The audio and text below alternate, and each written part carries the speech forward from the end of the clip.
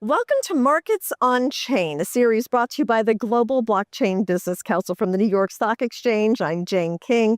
GK8 by Galaxy is a high-security institutional custody platform providing self-custody technology for digital assets, including a patented cold vault that allows fully offline, theft-proof cryptocurrency transactions. It enables banks and institutions to manage, tokenize, and stake assets using multi-party computation.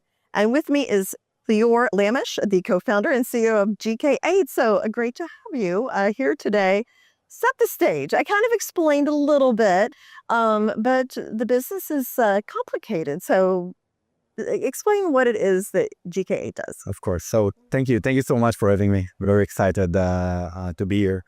So GK8, our mission is increasing the level of trust in the market, basically by providing the most secure infrastructure to manage private keys, which are I would say, username and password to the blockchain. And when it comes to institutions that need to manage a large amount of money, it's very important to manage these private keys in the most secure way possible. So our mission is really that. We are part of Galaxy. Galaxy, as you guys know, is a publicly traded company in the NASDAQ. It's market leader in digital assets and AI data centers. And we joined forces 3 years ago.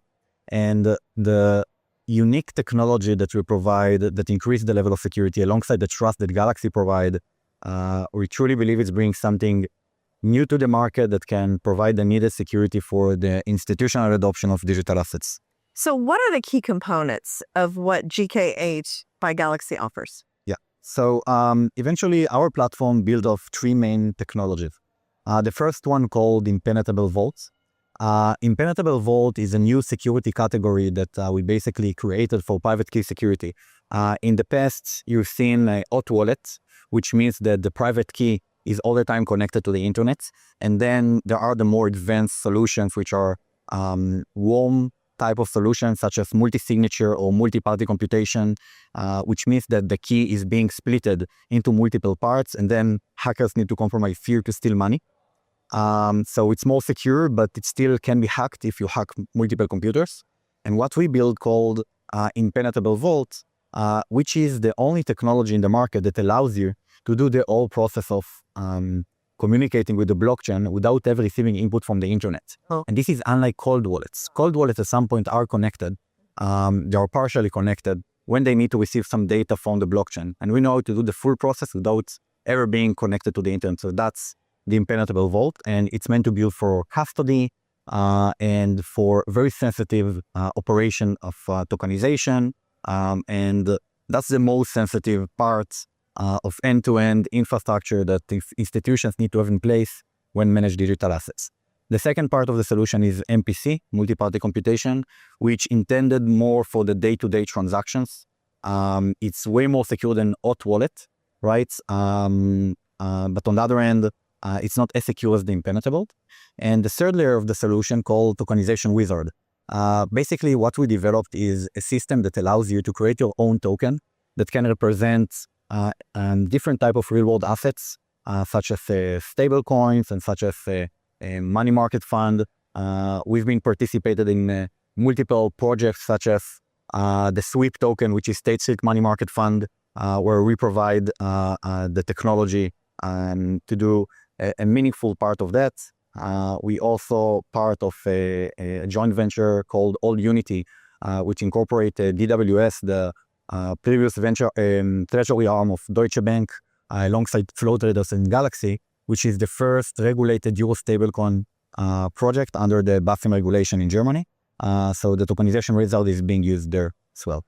Your customers are financial institutions mainly, right? I mean, this isn't something like I would use to protect my bank account. Right. So eventually, we are working with 2 types of clients. We're not working individuals. We're working either with TradFi clients, like banks, asset managers, that doesn't necessarily started in the digital asset space. But now when the regulation evolved in the last years and the adoption of crypto is growing, They need infrastructure to be able to offer the same services that they always did with traditional assets, but now with digital assets. And we enable them to do it with a very secure infrastructure so they can focus on their services without having the risk associated with it. Alongside that, we also work with large crypto native companies, right, which was our, I would say, legacy type of clients, which we still work with, obviously. At GK8, we started our journey in 2018. Back then, the institutions that adopt blockchain-based digital assets were not necessarily the banks of the world, but more the crypto exchanges of the world and others. So these are still our type of clients. So we're working with clients such as eToro, which is also a Nasdaq-listed company, and other crypto-native companies such as Starkwell Foundations and others. So how can institutions protect their assets, keep their keys safe, and kind of explain what we mean by private keys? I think first of all, it's important to understand the concepts of private keys. So blockchain is very secure, right? It is a decentralized data structure. In order to compromise the blockchain, you need to compromise hundreds of thousands of nodes. And this is mission impossible, I would say. But on the other end, it has an Achilles heel, and this is the private key, because the private key is your username and password to the blockchain, in other words, or your signature on the paper check. And if someone steals the private key on behalf of the bank, he can make a transaction on his behalf and steal his client's money. Now, this private key is being used for any on-chain use case, either if it's custody or tokenization or staking or DeFi, and we enable to do all of them, by the way. And that's why it's very important to manage these private keys in the most secure way possible. Now, since blockchain is irreversible by being decentralized, unlike traditional systems in the bank, if someone steals money, there is no way back. And that's why hackers finding private keys as a more appealing target to hack, because once they steal a lot of money, there is no way back, and it's also easier for them to lose their tracks. That's why over the years, we've seen hacking events reported on a weekly basis where billions of dollars were stolen every time, right? We just seen last year, the Bybit hack where $1.5 billion were stolen. And, you know, when we started in 2018, it was $1 billion a year. And since then, it kind of doubled itself every year. So the private keys is a real sensitive piece that needs the most secure protection. And it's important to understand how hacker thinks, right? Hacking is a business, right? How much hackers will invest to compromise into a bank? It really depends how much you can get. It's about ROI, and hackers will invest millions to steal billions. And if all they need to do when it comes to hot wallet or warm wallets such as multi-sig and MPC, or even cold wallets that are not necessarily really cold, is just invest a few millions to compromise few internet-connected computers. And this is the metric that we always assume, $1 million per one internet-connected computer. Then the ROI for hackers to invest this amount to steal way more than that in irreversible protocol definitely makes sense and worth it. And that's why we come up with the impenetrable approach, which is not relying on how much budget hackers have, because it's never exposed to any cyber attack vectors, since it's never received any digital input from the internet. And that's the core value proposition that you provide to the table.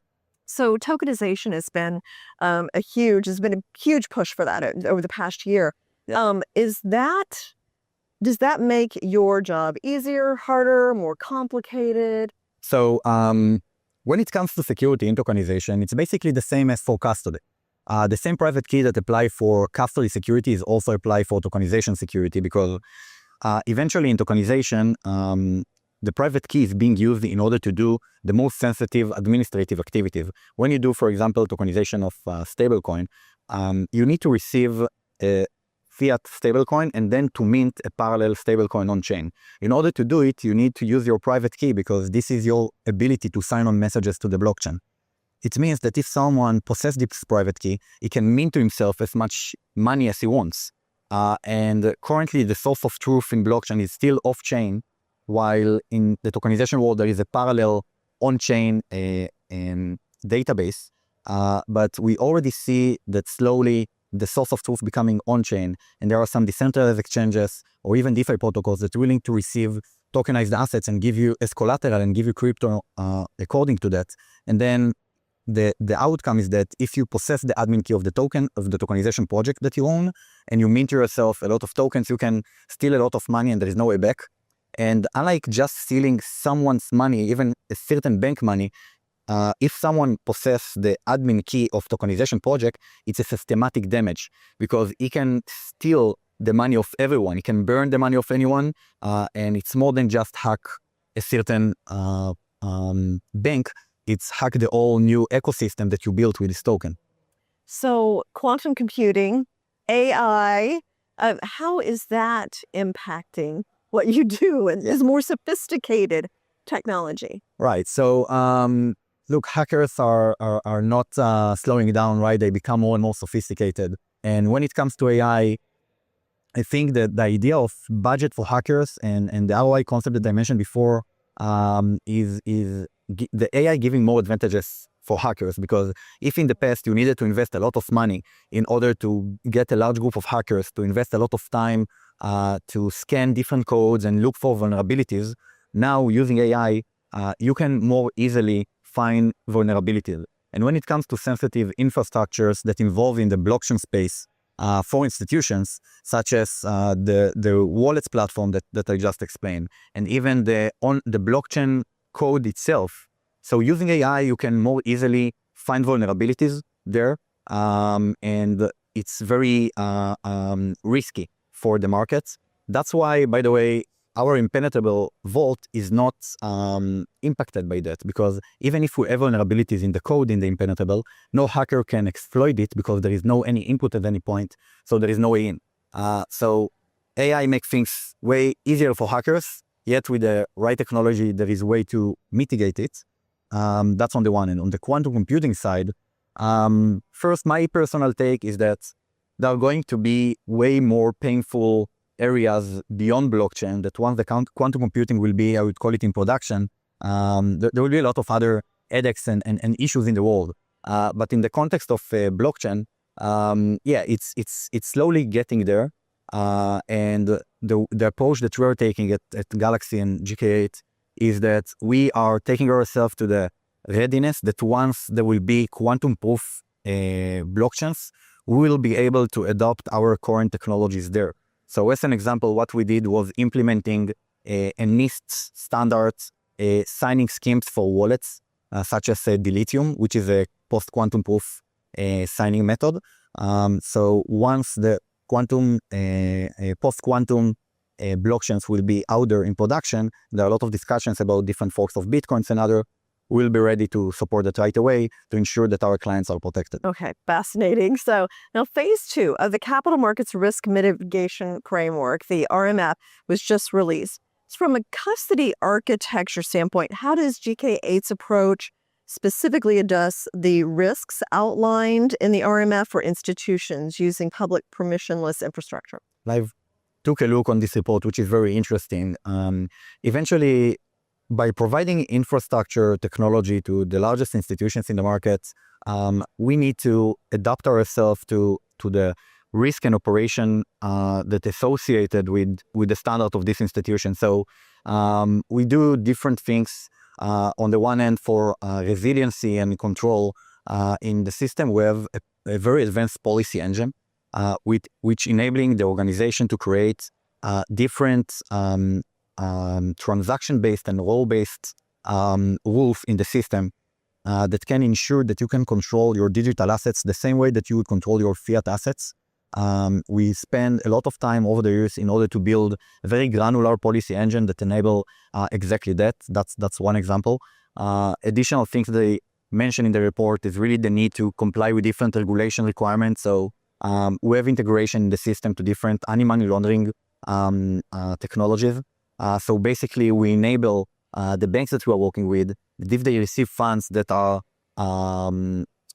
might be related to activities that are wrong, they can freeze the assets. And same if the institution want to send out from our system assets to address that associated with terror or something like that, you can put in the policy engine that I mentioned before that the transaction will not be sent, and so on. So we are AML complying with the way that the system works. Beyond that, we have a unique partnership with insurance providers that are willing to provide access to more than $1 billion on assets that sits in the impenetrable vaults, which is one of the largest in the markets. Another requirement that I remember that they put there was they need to do testing. And us, this is a cyber company that put the level of security in the first place. We do all the time penetration tests of various types with the best penetration testers in the world in order to validate that the system is well tested and ready for production, the larger scale. Okay, Lior, thank you so much for coming here and explaining your perspective for our Markets on Chain series with the Global Blockchain Business Council. Of course, my pleasure. Thank you so much for having me.